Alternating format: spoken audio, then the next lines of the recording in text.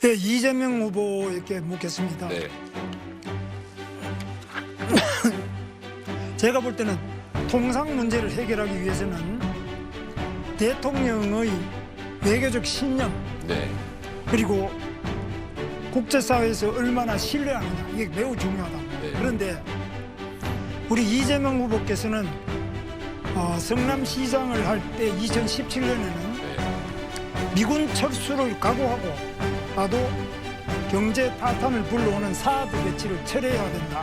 그러시고 또 그 다음에 2023년 당 대표 시절에는 칭하이밍 주한 중국 대사와 한미 외교 정책에 대해 이재명 대표가 그 자리에 칭하이밍 대사가 그 잘못된 판단이다. 나중에 반드시 후회할 것이다는 이런 협박성 발언을 했는데도 그 자리에서 반대를 못하고 반박을 못하고 그냥 물러섰어요. 그 다음에 또 중국과 대만 사이의 문제에 대해서도 그게 2024년 당대표 시절입니다. 우리랑 무슨 상관이냐.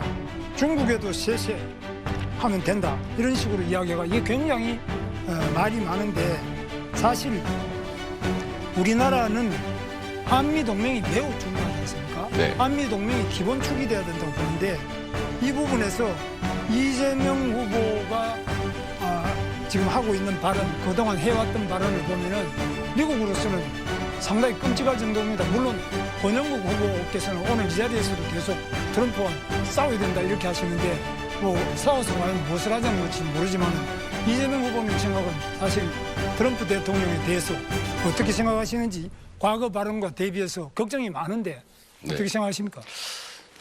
걱정 안 하셔도 됩니다. 네. 제가 말씀을 드리자면 한미 동맹은 중요하죠. 그리고 앞으로도 계속 확장 발전돼 가야 됩니다. 안보 동맹에서 이제 경제 동맹, 포괄 동맹으로 발전해 가야 되는 우리 외교의 기본축인 것은 분명하죠. 그렇다고 해서 거기에 완전히 의존하는 건 안 된다. 우리가 중국이나 러시아와 관계를 완전히 또 배제하거나 적대적으로 일부러 갈 필요는 없다. 제가 그 말씀을 드리는 것이고 외교는 언제나 국익 중심으로 실용적으로 접근해야 된다. 이 말씀을 그렇게 드린 겁니다. 그런데 배제하자 이렇게 말하는 사람도 없고요. 그래서 우리는 한미 동맹을 기본축으로 할 때라야만 또 미군이 우리 한반도에 한국에 주둔할 때라야만 우리가 중국도 우리를 외교 상대로서 제대로 대하지.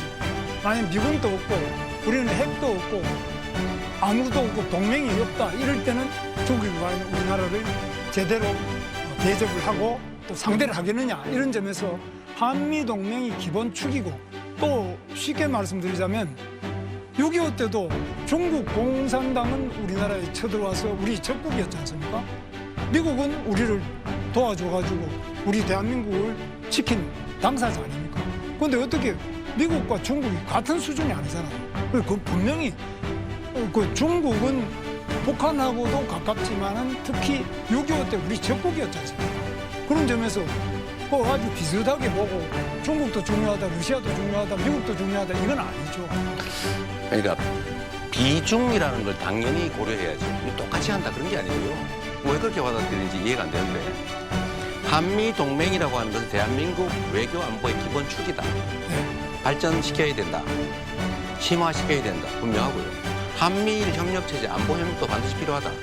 그러나 그렇다고 해서 거기에 완전히 올인해서는 안 된다.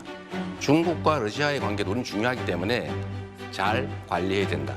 이 말씀을 드리는 것인데요. 너무 자꾸 극단화시키지 말라니까. 이 외교라는 게 얼마나 섬세하고 예민한 문제입니까?